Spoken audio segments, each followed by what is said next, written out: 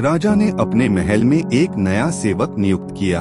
राजा ने उससे पूछा कि तुम्हें कैसे वस्त्र पहनना पसंद है।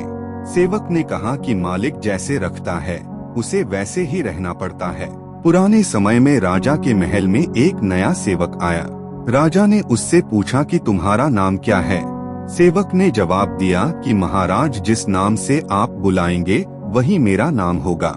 इसके बाद राजा ने पूछा कि तुम क्या खाओगे। सेवक ने कहा कि जो आप खाने को देंगे वही मैं खा लूंगा। राजा ने अगला सवाल पूछा कि तुम्हें किस तरह के वस्त्र पहनना पसंद हैं। सेवक ने कहा कि राजन जैसे वस्त्र आप देंगे मैं खुशी खुशी धारण कर लूंगा। राजा ने पूछा कि तुम कौन कौन से काम करना चाहते हो। सेवक ने जवाब दिया कि जो काम आप बताएंगे मैं वह कर लूंगा। राजा ने अंतिम प्रश्न पूछा कि तुम्हारी इच्छा क्या है। सेवक ने कहा कि महाराज एक सेवक की कोई इच्छा नहीं होती है, मालिक जैसे रखता है उसे वैसे ही रहना पड़ता है। ये जवाब सुनकर राजा बहुत खुश हुआ और उसने सेवक को अपना गुरु बना लिया। राजा ने सेवक से कहा कि आज तुमने मुझे बहुत बड़ी सीख दी है। अगर हम भक्ति करते हैं तो भगवान के सामने किसी तरह की शर्त या इच्छा नहीं रखनी चाहिए। तुमने मुझे समझा दिया कि भगवान के सेवक को कैसा होना चाहिए। प्रसंग की सीख। इस प्रसंग की सीख यह है कि हमें भक्ति करते समय भगवान के सामने किसी तरह की शर्त नहीं रखनी चाहिए। भक्ति हमेशा निस्वार्थ भाव से ही करना चाहिए। दान देते समय कंजूसी नहीं करनी चाहिए। इस पुण्य कर्म का कई गुना फल मिलता है। राजा एक भिखारी के पास पहुँचे और कहा कि मुझे मेरे गुरु ने किसी भिखारी से भीख लेकर आने के लिए कहा है।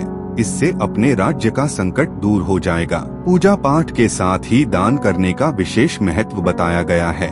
मान्यता है कि दिए दान का कई गुना फल मिलता है। इस संबंध में एक लोक कथा प्रचलित है, जानिए ये कथा। प्रचलित कथा के अनुसार पुराने समय में एक अपने रथ से अपने राज्य में भ्रमण कर रहा था। तभी रास्ते में वह एक भिखारी आकर रुका। राजा रथ से उतरे और भिखारी से कहा कि आप मुझे भीख में थोड़ा सा अनाज दे दें।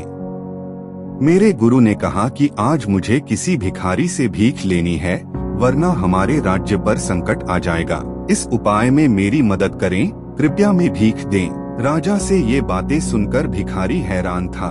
राजा को वह मना भी नहीं कर सकता था।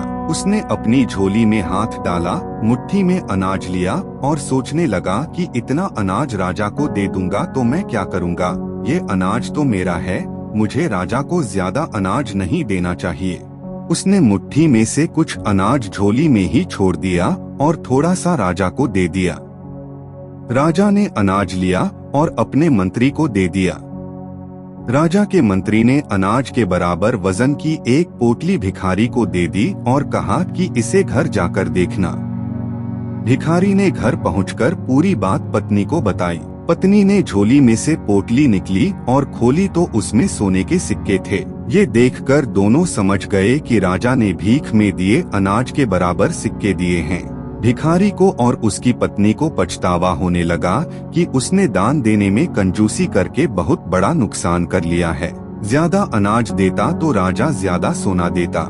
इससे उनके पूरे जीवन में गरीबी दूर हो सकती थी। प्रसंग की सीख। इस प्रसंग की सीख यही है कि हमें कभी दान देते समय कंजूसी नहीं करनी चाहिए। इस पुण्य कर्म का कई गुना फल मिलता है।